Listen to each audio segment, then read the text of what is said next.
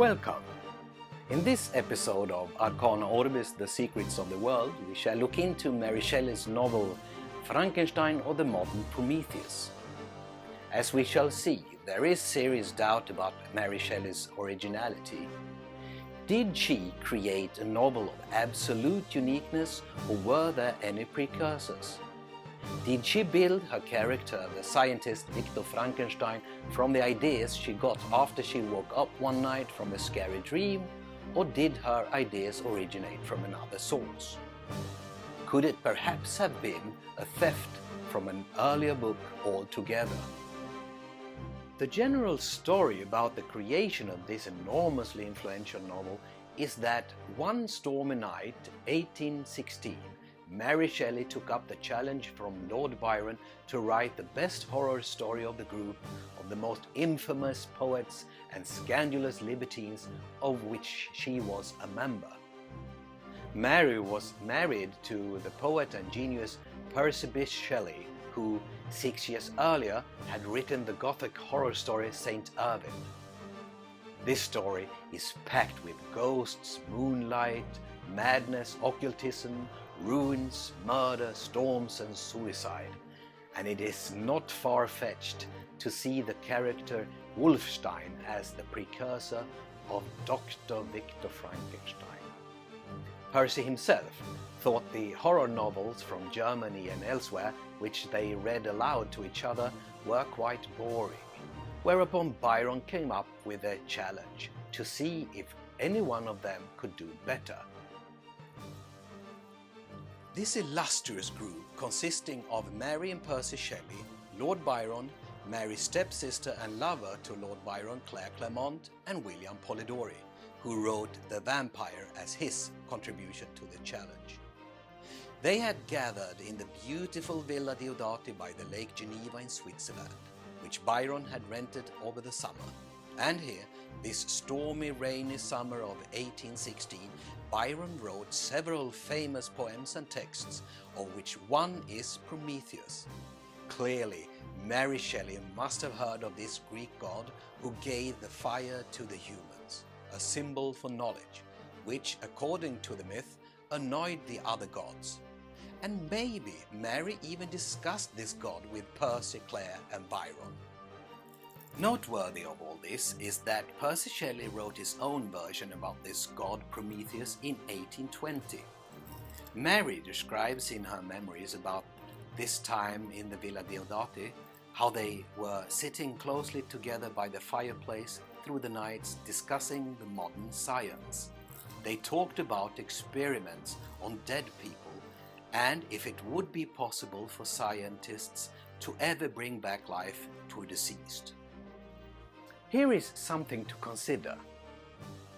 When Mary was about 7 years old, the scientist Giovanni Aldini performed electrical experiments on a just hanged criminal in front of an audience in London 1803. This dead man moved his body, sat up, blinked his eyes and moved his facial muscles so vividly that people fainted, and one man even died from the shock of seeing a dead man move like he was alive. This experiment led to a frenzy of experiments around Europe, and the need for dead bodies to experiment on led in its turn to a profitable business to dig up corpses from graves. The idea to make a new man from dead parts was by no means a novelty either in literature or in real life. There is an interesting story of an utterly unscrupulous, extremely ambitious and unusually opportunistic man by the name of Conrad Dippel. The intriguing stories that surrounds this man can shed some light over the experiments on dead tissue from animals and humans. Conrad Dippel was born in 1673 at or close to the Frankenstein castle outside of Darmstadt, a castle quite near the River Rhine. He was interested in alchemy, just like Mary Shelley's character Viktor Frankenstein was.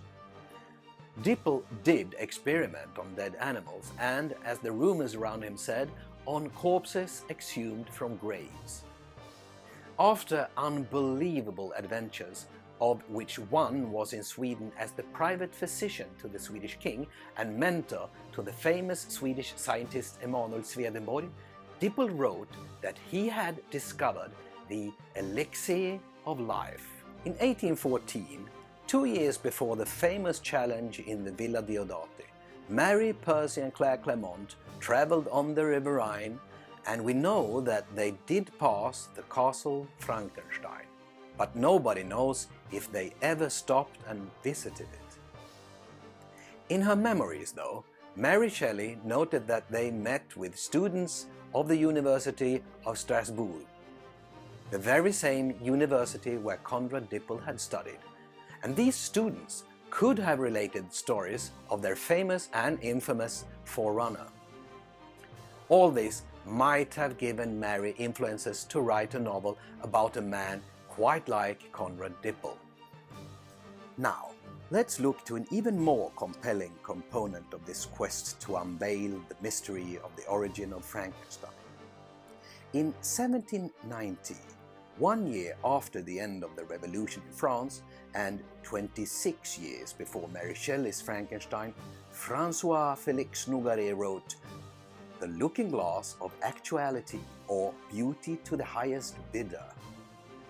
This story is about an inventor that builds a so-called new man, or automaton, a robot, and the name of the inventor is Frankenstein. It's a story about the latest scientific technologies in the 18th century and the wish to build a life-size man possible for a woman to love. This to show that God has nothing to do with life, and to prove the triumph of science over superstition. Now consider this. In 1811, Percy Shelley wrote his treatise The Necessity of Atheism, arguing that to believe in God is superstition. He got expelled from Oxford, of course, and then, soon after, he met his future wife Mary for the first time. And she had probably already heard about this outrageous text. We don't know whether she heard the stories about Conrad Dippel or read The Looking Glass of Actuality by Nogaret or heard anything about her husband's rejecting of God. Maybe she never read any of her friend's Gothic novels or the text about the Greek god Prometheus. We have no proof whatsoever about her knowledge or acquaintance with the electrical experiments performed in London by Aldini, or if she had any knowledge of the corpses that had been dug up all around Europe in the name of science. If not, Mary Shelley must have written Frankenstein or the modern Prometheus as an ignorant but imaginative genius with no one to give her ideas or influences.